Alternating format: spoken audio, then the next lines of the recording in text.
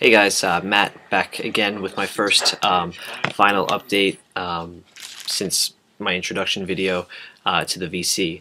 I have a few here. Actually, none of these are pickups, which is pretty nice. They're all actually my dad's vinyl. Actually, no, there are a few. I'm sorry. They're mostly my dad's stuff, which he doesn't have a player anymore, or his is broken right at the moment. So he kind of just said, you know, take what you want. So there's still others that I want to check out, but this is what I've taken so far. I'm not going to show all of them because they're really not in my collection. But these ones I guess I will consider are in my collection. First up is they actually they were my mom and dad's records. They actually kept the cellophane wrapping on most of them, which is kind of funny. I maybe have others do it too, but so the first one is U2's The Unforgettable Fire. This is from 1984. U2 has always been a band that I've kind of wanted to get into. Sorry, let's see if I can get it a little brighter. U2's always been a band that I really wanted to get into, but I haven't. And maybe this is where I guess the problem for me has been, you know, I didn't know where to start because a band like that has been around for so long. You know, almost I guess about 30 years now. They put out quite a lot of material. So I always, you know, it's tough to get into or you know, figure out where to check them out. I don't know if I want to go all the way back, but you know, most, you know, listening to Sirius XM and stuff like that in the car, most U2 stuff that I listen to, I do like. So if anybody has any recommendations on what their best stuff would be, definitely, you know, let me know. But this is The Unforgettable Fire. And what I've listened to so far has actually been really good, and I'm digging it. Next is one that I haven't listened to yet. It's So by Peter Gabriel.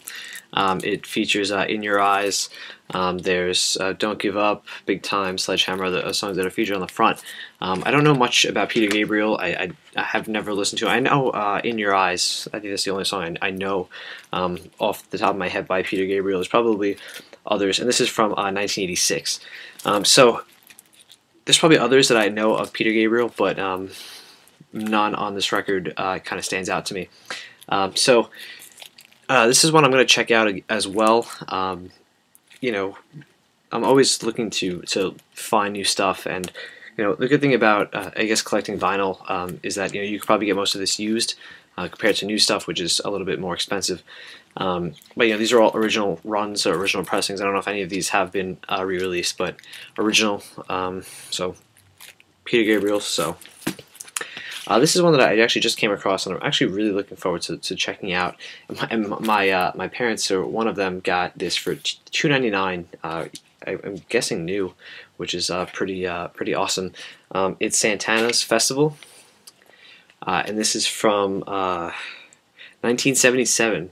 So this again is you know, this feat has you know. I don't know much about Santana. I've seen some videos of him playing Woodstock, which has been good. The vinyl is actually in great condition. Nice little label on it.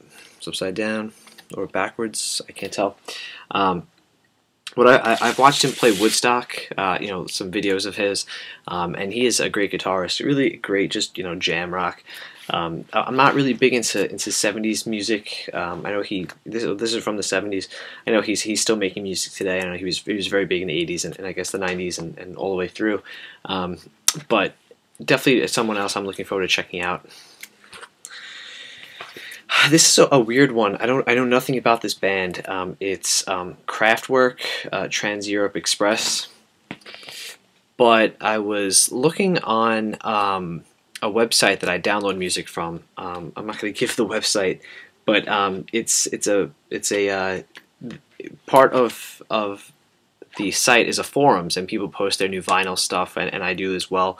And actually, I was going through some pages today of it on the site, and a couple people posted this, and you know, I was going through it, and I was like, you know, that looks familiar, and sure enough, my dad had it on vinyl. He said it's really good. I know absolutely nothing about these guys, so this is Kraftwerk, Trans Europe Express. The record is from 1977. I know nothing about them. I've never heard of them. I'm kind of looking forward to checking them out though, just because I've seen so many people post about it. So it's got to be something good with it. So hopefully it's good stuff. Definitely my favorite in the bunch that I've gotten from my dad, and then I'll get into the ones that I've picked up. This is Bruce Springsteen's Born in the USA, again with the cellophane on it. This is from 1984. I listened to this a couple times over the past couple days, and I love it. I'm not gonna say I'm a big Bruce fan, but what I've heard of him, like U2, is I like it. He actually has his own station on Sirius XM, which I always listen to when I'm driving. He's the boss, like they say. So Born in the USA is on here. Working on the Highway, Downbound Train. There's a lot of Glory Days. There's a lot of great stuff on here. I think a great spot for me to really get into Bruce and his work more past just his more popular songs. So yeah, Born in the USA by Bruce Springsteen is now in my collection. So these are the ones that I've picked up in the last couple days. I picked up the Smiths, Louder Than Bombs. This is not an original. I think this is a reprint, but I'm not sure of that. But the original record came out in 1987. I'm not gonna say I'm a big Smiths fan, but I do like them a lot. Really, influenced a lot of the music that I listen to, especially in the early '90s. They were, I guess, the emo pioneers, which I'm not really embarrassed to say. I'm a big, bands like that I really dig. But yeah, it's good. It's just really awesome, British '80s pop, which is always fun to listen to. I want to pick up more Smith stuff. My record store that I go to in my area, I live on Long Island. They don't have much in terms of used Smiths, actually, or new Smiths. So that may be a have to resort to going online. But glad to have this one. Next up is excuse me, is Circa Survive's Blue Sky Noise. This is, I think, not their most recent album, because they just came out with one, but this is the one before then. Really good. Not my favorite by the band. I think this was their third studio album. It's from 2010. Not my favorite by them, but definitely not my least favorite either. I haven't really gotten into their new one. I think my tastes have gone a bit away from this style of music, but still, sorry, as I'm looking over my shoulder to the Yankee game. So cool. I like this a lot. It has the inner sleeve, which is nice, and the vinyl itself is a really cool blue. I'm a sucker for colored vinyl. I love it. Actually thinking about doing a video on the vinyl that I have that isn't just black. I love it. Really, on the inside though, here it's got some really cool artwork, some photos of the band. No lyrics or anything like that, which is I always like to read while I listen to music. But yeah, really good from 2010. Probably get this cheaper now. Well, maybe not. Vinyl's weird. The older it is, the more expensive it is. This I picked up, the Beatles 1962 to 1966. They didn't have the older one. My dad has that on CD, which is cool. But this is pretty beat up. This is from 1973. I'm more I really do like the Beatles a lot. Can't say I'm a big fan of theirs. No, actually, I guess I can. I can't say I'm a big Beatles fan. I grew up listening to them with my dad, and my mom is a fan of theirs as well. So I really like this one, but I prefer their older stuff. I guess their later stuff. I shouldn't say older, because I guess technically this is older. I don't dislike their early stuff, but I don't know. I really liked when they matured and they started to experiment more with. When they went to India and came back, and I just prefer that over the sing-along pop stuff, but that's still great as well. So this is a nice little collection of their, I guess their greatest hits up in, from 62 to 66. So I guess what we had 3 years after that, or maybe to 70. So there's that.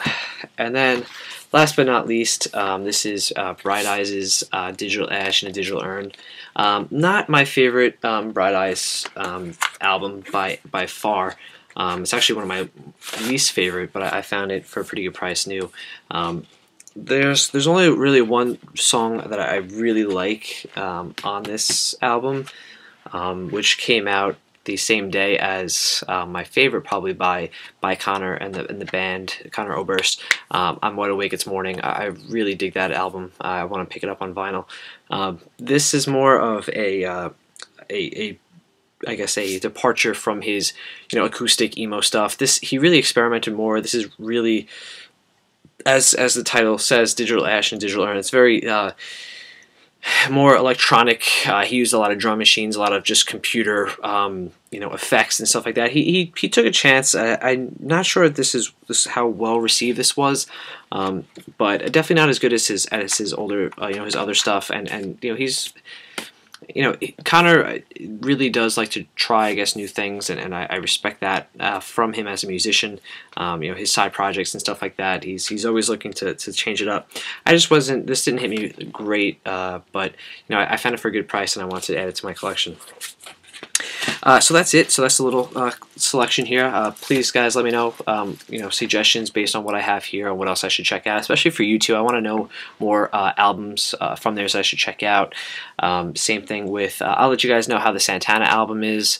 More Bruce stuff would be cool, and I'll actually let you know about the other band. As I forget their name now, Kraftwerk.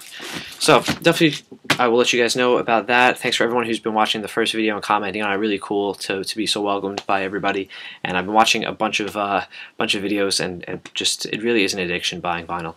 So thanks a lot, guys, and I will see you next time.